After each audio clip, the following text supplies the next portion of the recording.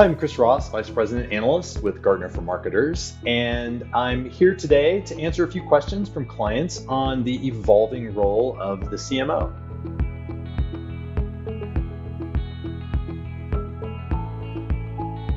So there's a huge movement to be much more customer-centric, and a lot of this focus on customer centricity operates under the banner of customer experience. And in many cases, CMOs are leading the charge when it comes to customer experience.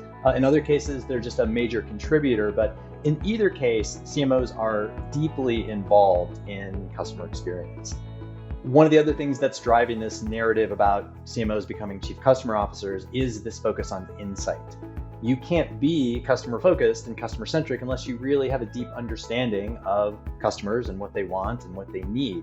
So that means that CMOs need to be much more tuned into consumer trends, to marketplace dynamics, to competitive behaviors. So this requirement to be the insight engine for the organization is another one of those things that's contributing to this chief customer officer dynamic. So the combination of CMOs being much more involved in customer experience overall and this need to be the insight engine for the organization, that's what's really driving this chief customer officer dynamic.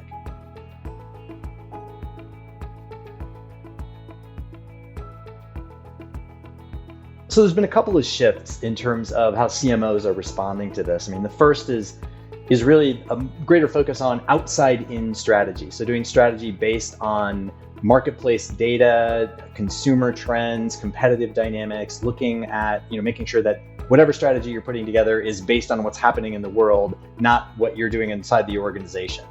So much greater commitment to true outside-in strategy.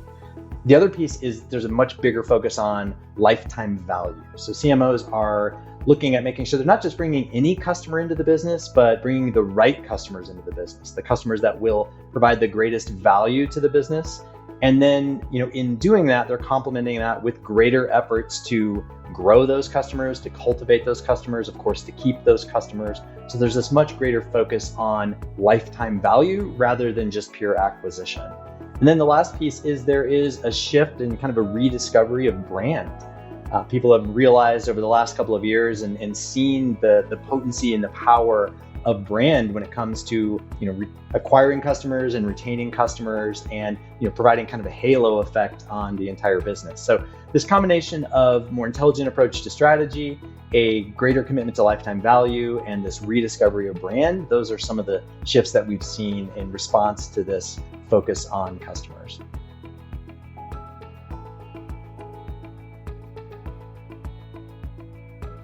CMO influence varies widely across organizations. We generally see two types of CMOs when it comes to influence.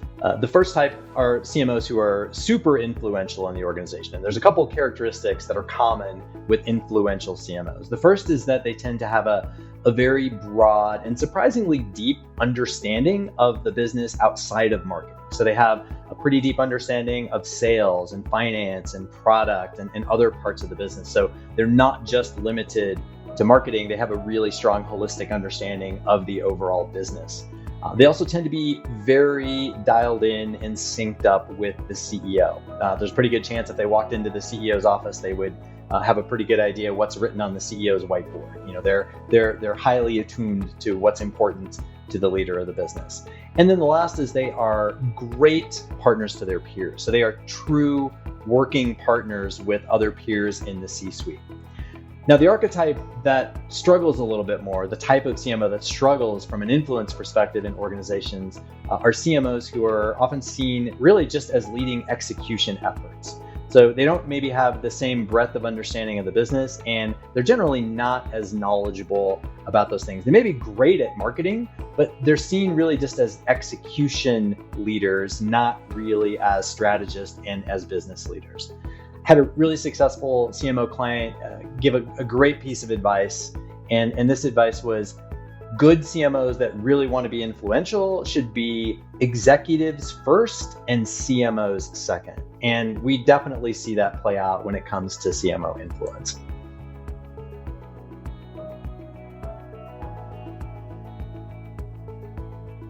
So the CMO role continues to evolve. It is a wider, faster, more expansive role.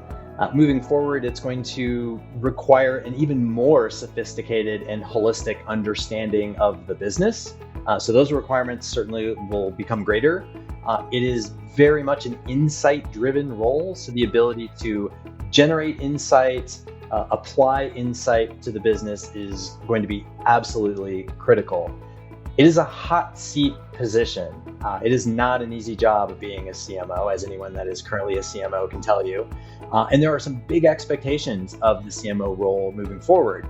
In some cases, those expectations may be a little unfair and misaligned and unrealistic. In other cases, those big expectations are completely reasonable. It's a big job, and there's a lot expected of CMOs. Given that it's a big job and there's a huge magnitude of this job, people who are good at it and successful at it, I think, are going to find themselves well positioned to potentially be the next generation of CEOs.